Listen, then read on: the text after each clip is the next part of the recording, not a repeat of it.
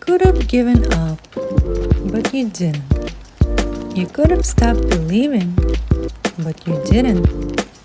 You could have kept living their expectations, but you decided to make this life your own. And in turn, you're here. Hello, everyone. Today we're meeting Iain Swanston. He is a sales consultant and a sales specialist. Hi, Iain. Thank you for joining us today. Hi, Anna, and thank you for having me on the show. Hi. Let's start our conversation with diving into your story of becoming the person you are today. Would like to know what led you to discover that area of sales and marketing in the first place, and how did you become the founder of your own company?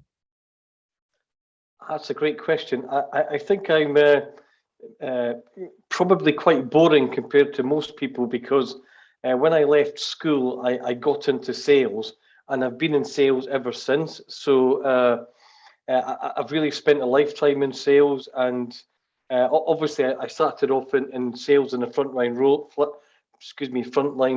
and from there I moved into management, and I then worked for a large training company worldwide, an American training company called Sandler. And then I started my own business in 2014. So yeah, I guess I'm what they call a one-trick pony. I've only ever done sales, and I'm quite happy sticking at sales and marketing. Okay. So, what do you think? What kind of skills did you learn along the way that, kind of shaped your personality and your character? So you became somebody you were expert in. So I think skills are obviously very important. However, what I would say on reflection is that I wish I had the mindset that I've got now when I was younger. And I just think that mindset is a much more powerful thing because things like curiosity, things like persistence, things like consistency. It's not a skill; it's more of a trait and a mindset. And I think most people maybe think that they've got to be the best salesperson in the world to sell, and you actually don't, right? Skills are great, and skills can make a difference, but none of those will make any difference if you don't have the right mindset, if you don't have the tenacity, if you're not consistent, if you're one of these people where the glass is always half empty versus all full. Mindset is by far way more powerful than any form of skill. And it's not to say that I necessarily didn't have a great mindset all those years ago. I would have said my mindset was okay, but it wasn't where it needed to be. Needed to be up another couple of notches to get the real success that I've managed to build for myself and my family now. Right. So, like you said, mindset is important, and that's like the foundation of every human being to be successful.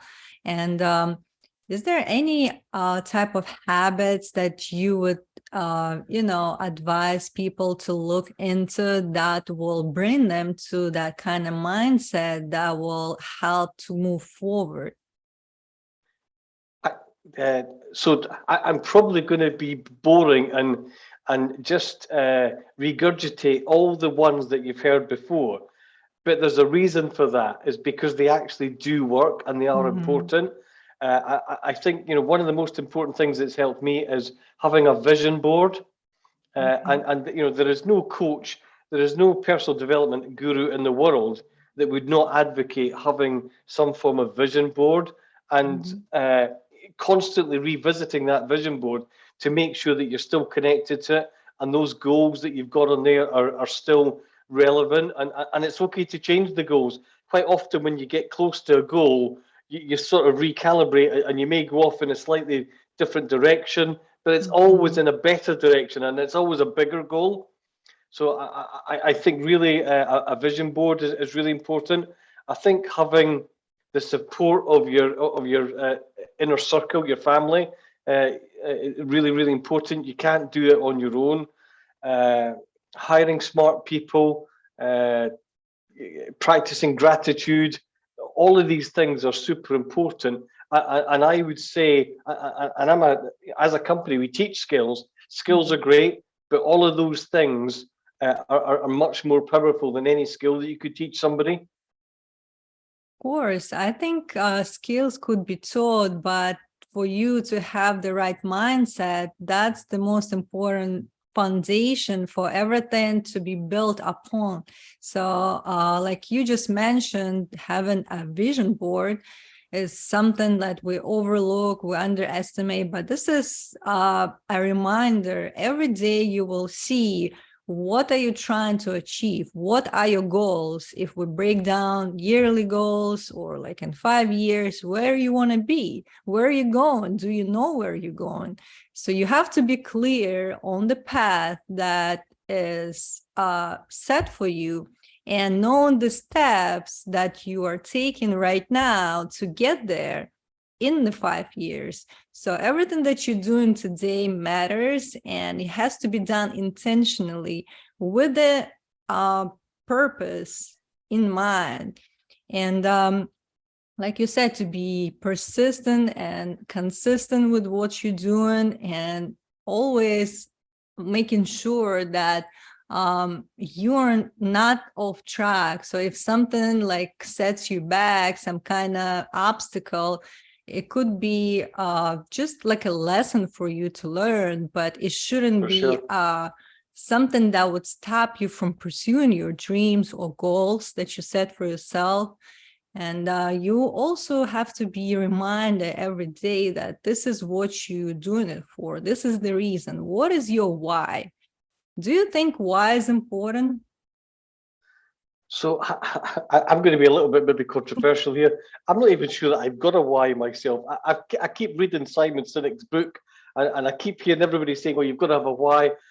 I don't know. Maybe I'm just not smart enough to figure out my own why, but uh, and maybe my vision is my why, and it's just a matter of the words. But for me, a vision is really compelling, and it's a vision is what gets you out of bed in the morning, and it doesn't feel like work. You want, you're like, in the weekend, I hear all these people who say, well, I need the weekend to switch off and all the rest of it. I can't wait to get back to work on a Monday morning because I'm thinking about all the different things, and that's because I love what I do and I've got a compelling vision.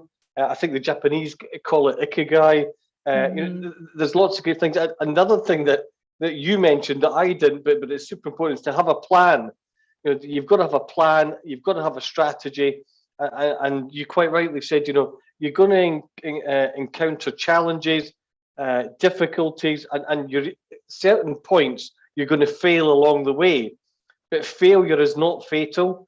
It's just part of the learning experience. And I've failed so many times at so many different things, but it's led me to where I needed to be. And sometimes you need to fail to actually realize what you're doing is not going to work, and you need to try a different approach.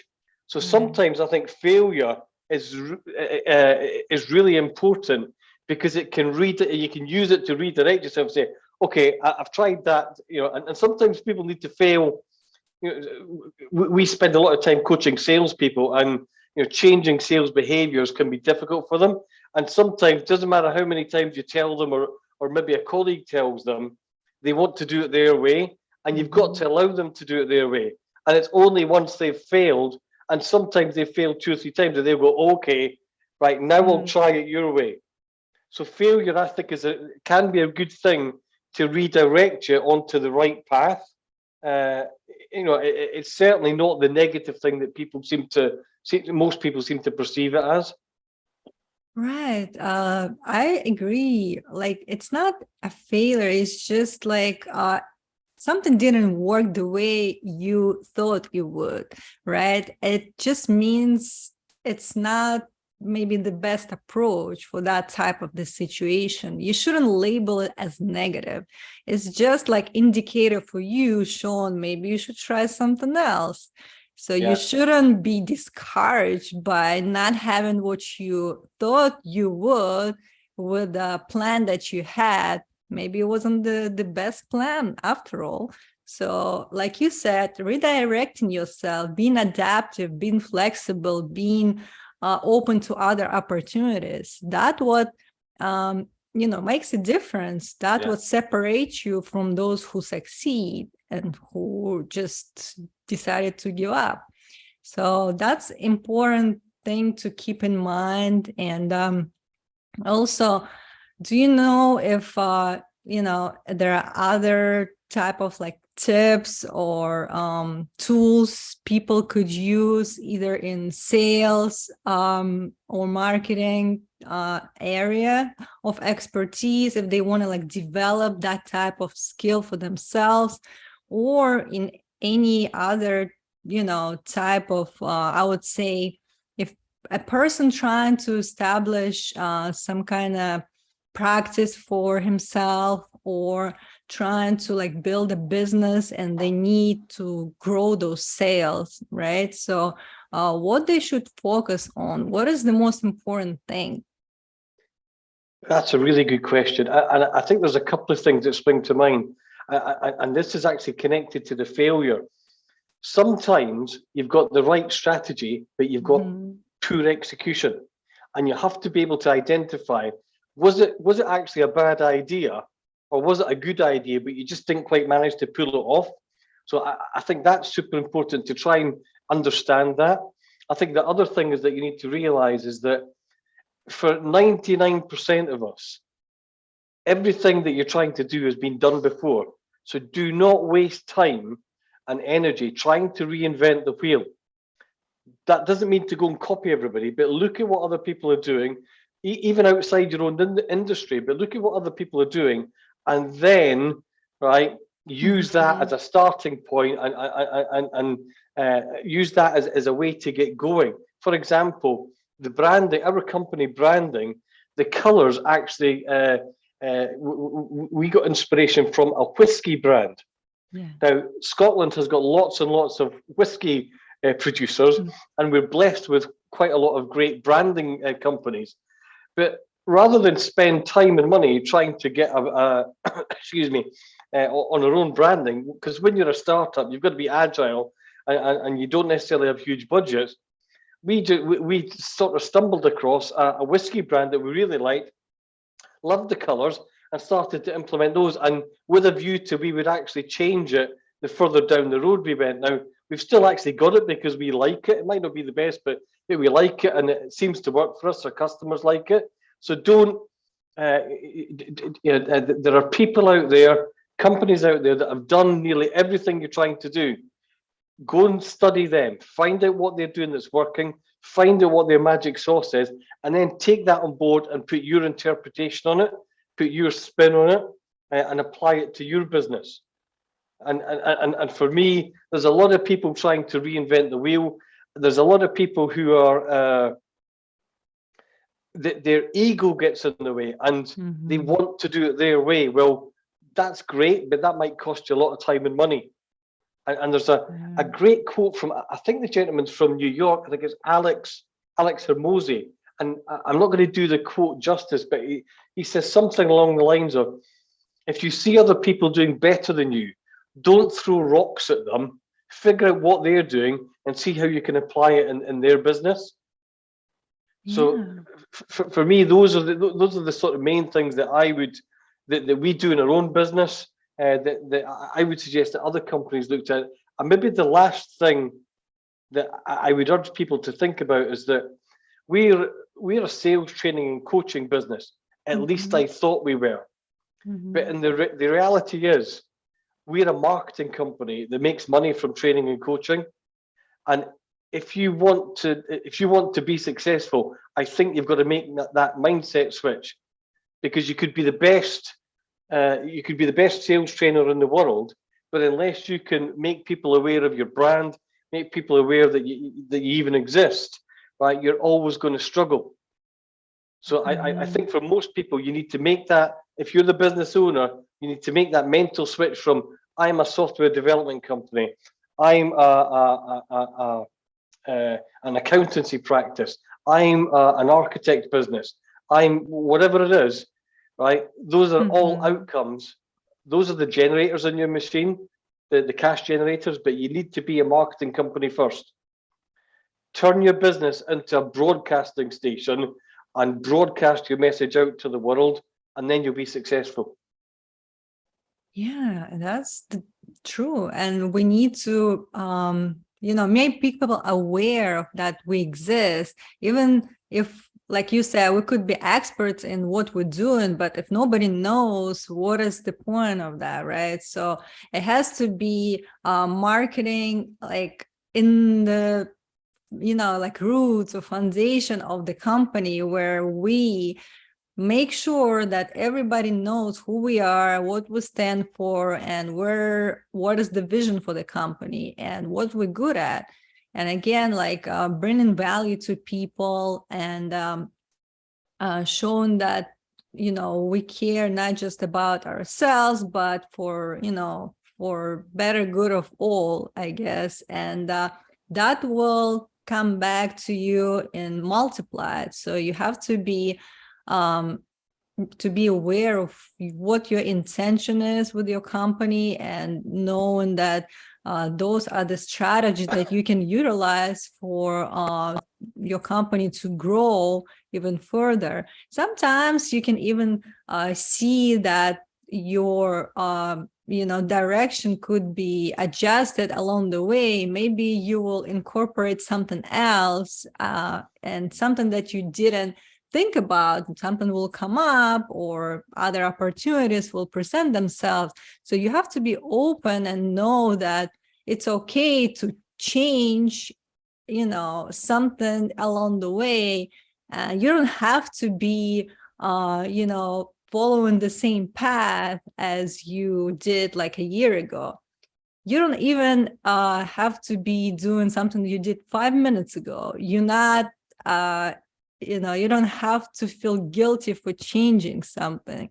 So that's what I'm trying to get at, and for people to Yeah. know that to be that adaptive in the situation, it's very important, not just personally, but professionally as well, and as part of the company. So, any other advice you would like to give to our listeners who is I trying think to like find their yeah, own voice, or some kind of purpose in life, yeah. and they sometimes feel stuck in their careers and they don't feel satisfied?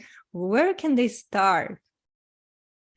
Well, I think a couple of things there. If I could just go back to your point there about Mm-hmm. being adaptable and flexible and not be frightened to change. Yeah. Uh, many years ago, there was a company who made industrial sewing machines uh, Mm.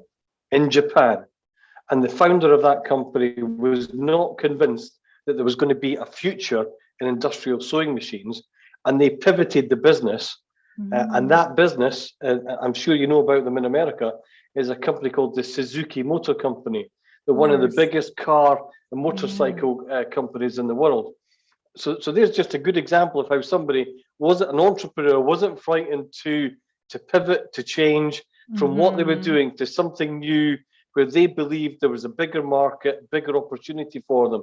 So I think that's a great point that you raised there. That you've got to be you've got to be brave enough to make those decisions.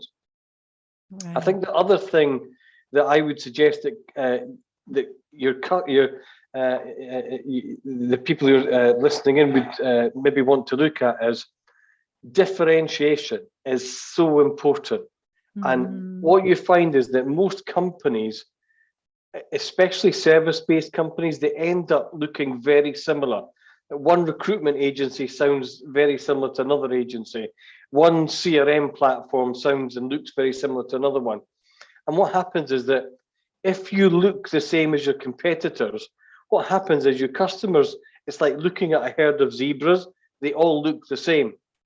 And when the customer cannot see any point of differentiation, they will choose the point of differentiation, and it is always price. So if you want to charge more, if you don't want to get beaten up by your customers and who asking for discounts, differentiation is really, really important. And differentiation in a service company is difficult because we don't have things like intellectual property. We don't have necessarily big fixed assets, like a hotel with a building. So if you're a small service company, where the majority of us are, it's very difficult to differentiate. However, never ever give up. You need to keep focusing on differentiating, because that is where the future is.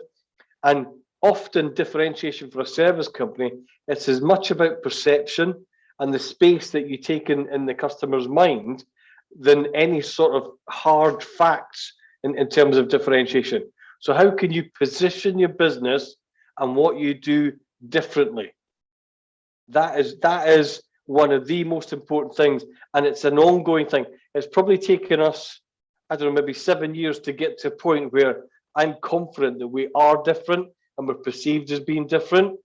But now that we've got there, I'm sure other people are going to look at us and go, oh, I'd like a slice of that pie. So we've got to keep on innovating and keep on trying to ensure that we are different. And for a service company, that's positioning, it's brand, it's the messaging that you're putting out there. So that would be my number one tip for everybody who's listening in.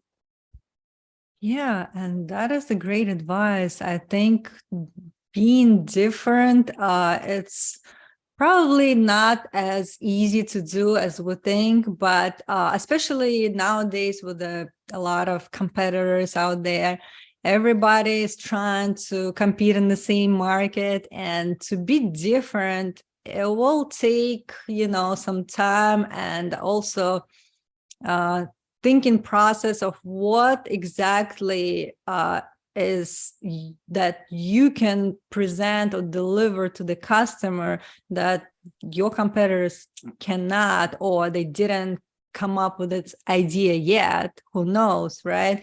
But at least being kind of ahead of competitors, also knowing what is the demand, what customers are looking for, and what kind of product or service are you delivering that you can maybe enhance in some kind of way to look either appealing or beneficial, or how you can differentiate. So like you mentioned, not just coming up with how you position your company, but be also innovative along the way, not stopping at what you created so far, but be always open to other opportunities, also seeing what's happening on the market currently, and with the new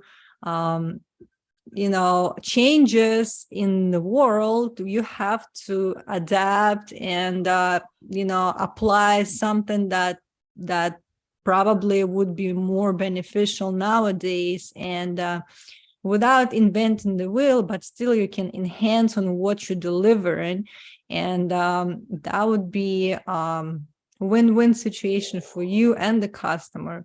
And like you said, your customer knows how you're different, and they will always remember that. So you have to kind of imprint that in their mind, that this For is sure. why they buy your service, they buy your product. This is why. You have to always remind them. And that's a great advice. Thank you so much. And a lot of good tips and tools for our listeners. Thank you. It was a pleasure talking to you.